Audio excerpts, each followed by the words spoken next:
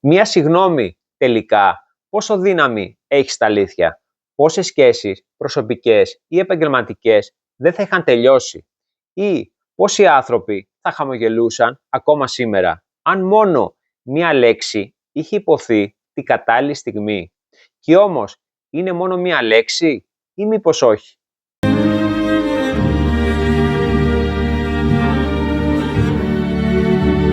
Καλώς ορίσατε εκλεκτοί φίλοι και φίλες.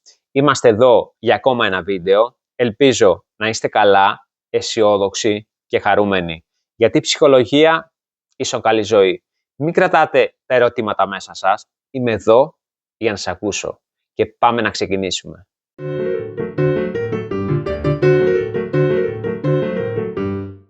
Στη ψυχολογία η συγγνώμη δεν είναι αδυναμία.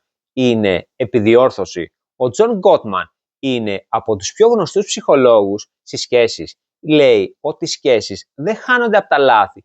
Χάνονται όταν κανείς δεν προσπαθεί αυτά τα λάθη να τα διορθώσει.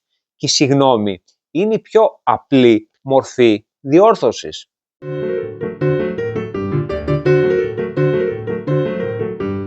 Τότε, γιατί δεν λέμε συγγνώμη? Γιατί φοβόμαστε ότι αν ζητήσουμε συγγνώμη θα χάσουμε το δίκιο μας, θα φανούμε μικροί ή θα πληγωθεί ο εγωισμός μας? Η ψυχανάλυση το λέει ξεκάθαρα. Το εγώ προτιμά να προστατευτεί παρά να συνδεθεί. Δηλαδή, πολλές φορές προτιμάμε να κλειστούμε στον εαυτό μας παρά να ανοίξουμε την καρδιά μας.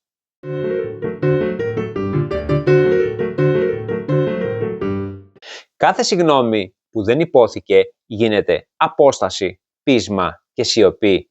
Και η σιωπή όταν κρατάει πολύ γίνεται μοναξιά. Ο Ήρβιν για άλλον μιλά για την υπαρξιακή μοναξιά. Εκείνη που δεν έχει να κάνει με το αν υπάρχει κάποιος δίπλα σου, αλλά με το αν σε νιώθει πραγματικά. Πολλοί άνθρωποι σήμερα δεν είναι μόνοι επειδή δεν αγάπησαν, είναι μόνοι επειδή δεν μίλησαν.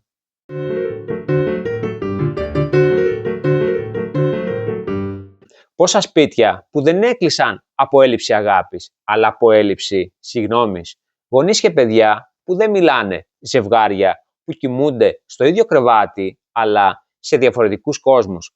Άνθρωποι που λένε, αν τότε είχα πει μια συγγνώμη, τι θα είχε γίνει?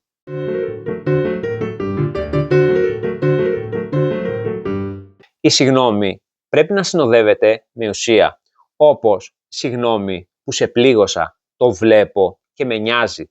Δεν ζητά συγγνώμη από αδυναμία. Ζητά συγγνώμη να μην χάσεις τον άνθρωπό σου, τη δουλειά σου. Μερικές φορές δεν χρειάζεται να συμφωνείς. Χρειάζεται μόνο να αναγνωρίσεις την κατάσταση.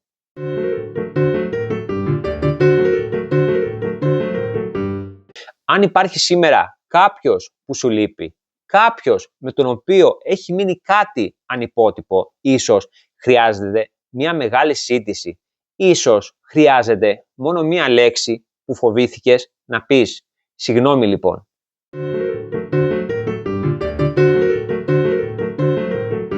Μια συγγνώμη δεν μπορεί να αλλάξει το παρελθόν.